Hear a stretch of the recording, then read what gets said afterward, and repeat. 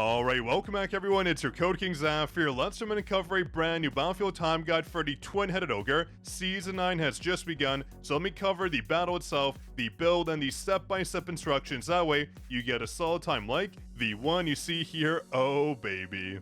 Now, first off, let's jump in and cover the build. That's obviously most important. So when it comes to our hunter choices, we have Jinwoo, we have Kane, and we have Min. The reason why we're using Min is because we do not need any break. Although you might say, well, Zaf, why don't we use Esso? That's just because we have no break in the target, so Min is the way to go to make sure Kane deals a lot of crit and crit damage. Once you get Min to A1, you get his bonuses applied, which is perfect. When it comes to our shadows, however, you do have two options. In my case, I went with Beru, and again, a very quick shout out to X. This build is based on his run, so I do want to give him a huge shout out, and a good luck to him because he's a front runner for the championship when it comes to solving a rise. So let's see how he performs. I have that stream linked down below. There's no Korean stream, we have that stream coming out, so make sure you tune in that way. You can see just how good these competitors are, and there should be brand new codes coming out that you do not want to miss. But going back to our shadows, I do want to mention the reason I'm using Beru is because Igris, although is very good, I do like the bonus damage in this run.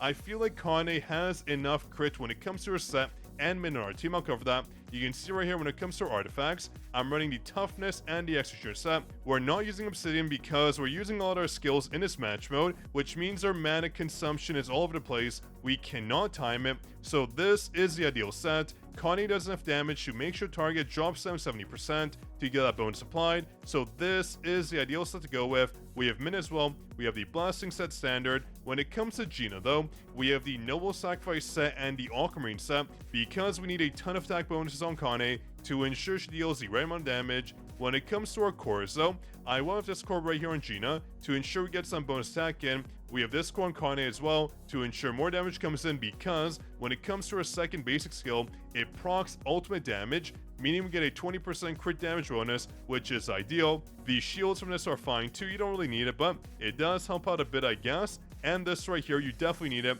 for your mana consumption reduction. This one is ideal, so make sure please that you run it. If you don't have it, any of this one instead, that's fine. You can run a Sue, but this one right here is ideal. When it comes to Min, his cores don't really matter. This core right here is the only one that matters for Min because we do proc his ultimate, so keep that in mind. But that pretty much covers the build, very simple. If you want to level up any skills when it comes to your hunters, the only hunter that matters is Kane, and this skill right here, you want to make sure skill is leveled up to ensure you get the most damage coming in, so keep that in mind to get more damage. This is a skill to choose, of course. And just before we jump in and cover the battle guide, I do want to mention, if you haven't yet, to go to the link down below and support us. You get free codes if you support. We have 3 codes right now, 5 more coming out for thousands of essence stones, yes that's right, and gold, and other goodies too. So just support, wait, then you go to your My page, and you'll get codes sent to you every single week or so. So make sure you support, of course, and very quickly, if you haven't yet, join our Discord server as well. If you're a supporter, we have hundreds of dollars in giveaways for you. You don't want to miss out. And speaking of miss, of course, we have Faith, our first comment to our last video. Here's your shot, bro, and enjoy that juice exclusive Discord role. Alright, with that said, here is our battle guide, very important. This will be at half speed. At the end of the video, I will have a full speed run just so you can see, but I do want to go over the step by step right here. It is very important. You want to use Gina, you want to dash, dash, and dash. Position yourself right here. Use her Q, then you use her core attack, then you use her E, very important. Watch this. We use her Q, then her core attack, then you use her E, you hold this down, then you QT into Kane. Watch very carefully. The moment this activates, you want to QT into Kane, boom, we activate her right away. She procs in. Now you have 2 options here. When it comes to Kane, I prefer using my Q. You can use her E right here.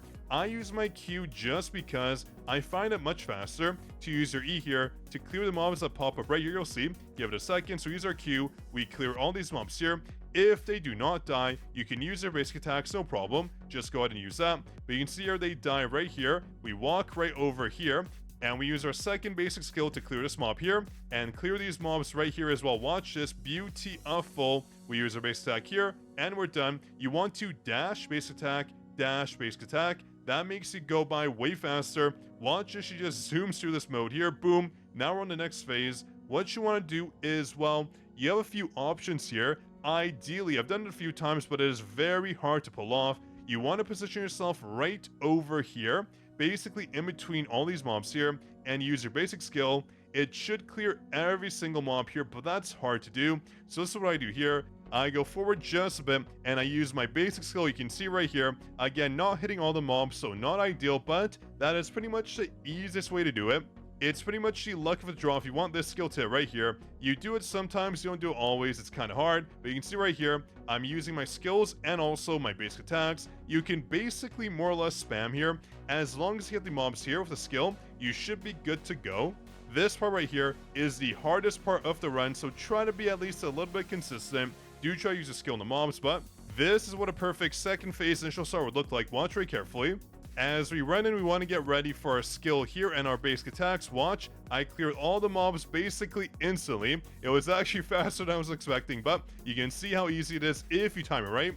Of course, don't be discouraged if you can't do it. It's not easy. I would say out of every 10 runs, I could do it at least once or twice at most. It is very hard to position and knock it in, so don't worry. Just use your skills wisely to ensure the damage gets off and you clear those mobs fast. But it's not going to make or break your run, you'll still be okay. Now, when it comes to these mobs here, once you clear them, these two mobs spawn. What you want to do on these mobs here is use your basic and core attacks to ensure they die.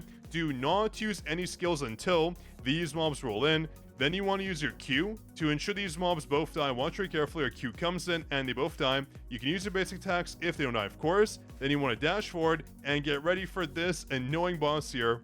Now you're going to walk forward and use your basic skill, your core attack, your basic skills to ensure this mob dies ASAP. And make sure you don't miss. You do have to be a bit close when it comes to Kane.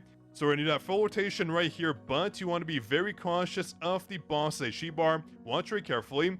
The moment you use Kane's skill and it's about to die, you want to use Min's QT preemptively to ensure it goes into effect. They have this brand new QT restriction for some reason where you can't use it if the mob dies. You have to use it well in advance, so keep that in mind, or else Min's QT won't go off, and it's going to be very annoying. You want to use it here to save on the animation casting speed. Boom, goes in through, but I do want to mention, when it comes to Min, there's 2 rotations on the boss here that you have to keep in mind, based on how much power your ultimate has.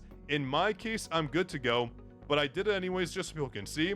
If your QT lands on a boss, your ultimate will be charged up, so keep that in mind. You do not have to cast your first basic skill right here. You'll be fine and good to go, so you can just dash forward as usual, then use your E, then your ultimate, then your shadows, then you manually swap to Gina to use the rotation, so watch very carefully. We use our basic skill again if we don't have the power gauge on us, so we use that, we dash.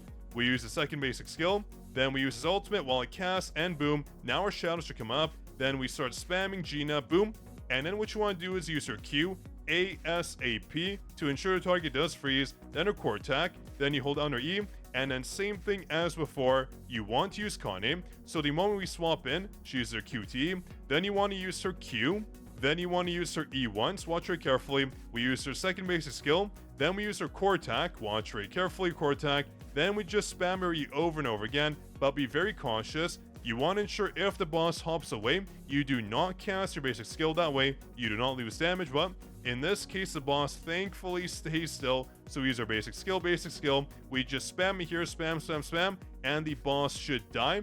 If you find you can't clear the boss, you can use your ultimate, of course. So remember, that adds around a 5 to 6 second timer, so keep that in mind. If you can clear it, try to get a crits off, but if you can't, don't worry. You can use your ultimate, that's fine. It won't kill your run, it'll help out too, and we are done right there. So overall, this run is okay. I would say the difficulty is a 4.5 out of 10. The hardest part is the mobbing phase, not the boss. The boss is easy peasy. It's the mobbing that's difficult. So if this helped, of course, make sure you drop your like, subscribe, and support us for free codes. Oh baby, to ensure you get solid times in the battlefield time, giving you free essence, free SR open designs, mana per extra, and more. You don't want to miss out. So hope you enjoyed. On that note, this was your Code King Zaf, signing out, of course.